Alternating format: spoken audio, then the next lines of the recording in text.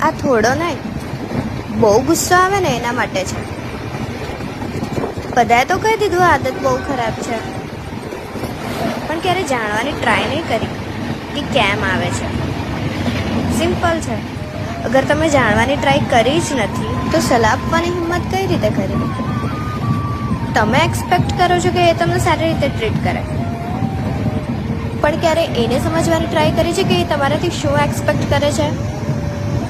એ બી થોડી વેલ્યુ, મે બી થોડો પ્રેમ, અથવા તો પછી તમારી બહુ જ મહત્વની લાઈફમાં થોડું મહત્વ. એનાથી વધારે કંઈ જ નહીં.